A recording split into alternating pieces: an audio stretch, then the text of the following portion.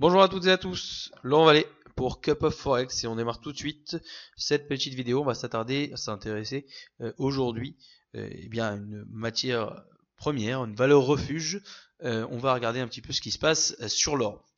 L'or, comme vous le savez, ou en tout cas si vous ne le savez pas, est une valeur refuge, ce qui indique effectivement que bien l'or est largement acheté par les investisseurs lorsque l'incertitude régit le marché. Et lorsqu'on est dans des périodes d'euphorie, l'or est plutôt vendu, même si ça a été, j'allais dire, pas complètement vérifié ces derniers temps, puisqu'effectivement, on sait que depuis le mois de novembre jusqu'au, à peu près début mois de mars, le marché était largement euphorique. L'or n'a pourtant pas véritablement baissé. Par contre, ce qu'on est en train de se rendre compte maintenant, c'est tout simplement que oui, l'or est en train vraiment d'accélérer et avec donc sous ce marché plus qu'incertain, avec ses incertitudes à la fois politiques, géopolitiques, mais également économiques. Alors, on va vérifier tout ça techniquement, comment ça se vérifie, même si je pense que déjà, à première vue, vous avez déjà une idée de quoi je veux parler par une accélération de l'or. Mais on va un petit peu revenir en arrière dans un premier temps, à savoir ce que j'ai dit il y a quelques instants, c'est-à-dire le fait que l'or n'a pas chuté lorsque les marchés étaient euphoriques.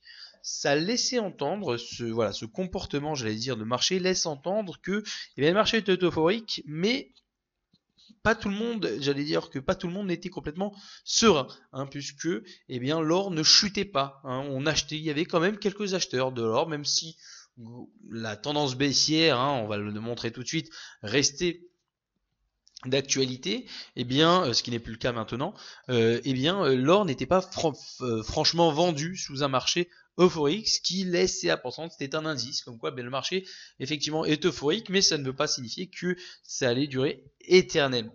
Alors, techniquement maintenant, et on va tout de suite ensuite expliquer un petit peu aussi fondamentalement ce qui est en train de se passer, ça a son importance.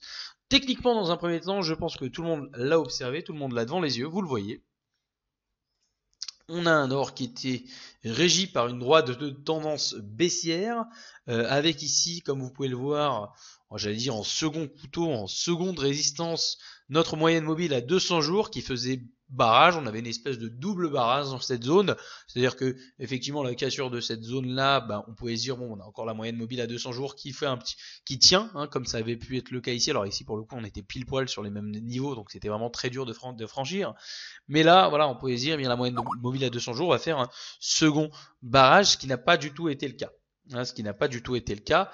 Et maintenant, on voit cette accélération baissière. On a une cassure nette, franche et précise de l'or et donc des accélérations. Alors une accélération sur l'or qui peut largement s'expliquer par le contexte mondial, donc l'incertitude par rapport à la Syrie, la crise qui est en train de se profiler, États-Unis, Russie, Syrie.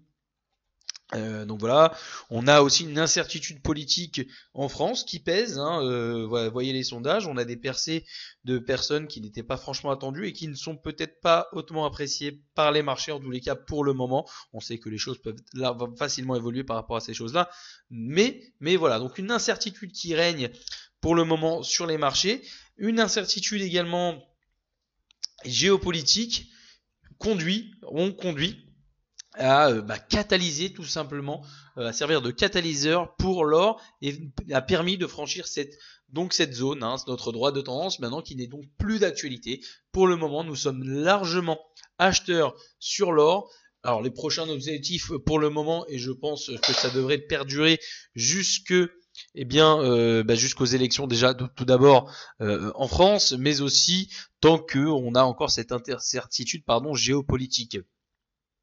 Donc les prochains niveaux à observer, ce sera ici, la zone des 1300 dans un premier temps, et puis derrière en extension, certainement que bien évidemment si le mouvement devait perdurer, on retournerait vers les 1330 voire 1340, mais bon, dans un premier temps, je me mettrai comme objectif la zone des 1300, c'est un très bon objectif à mon sens, donc achat sur l'or pour le moment jusqu'à nouvel ordre, objectif 1300, on fera un point dans les prochains jours. Merci à toutes et à tous, bonne journée. Au revoir.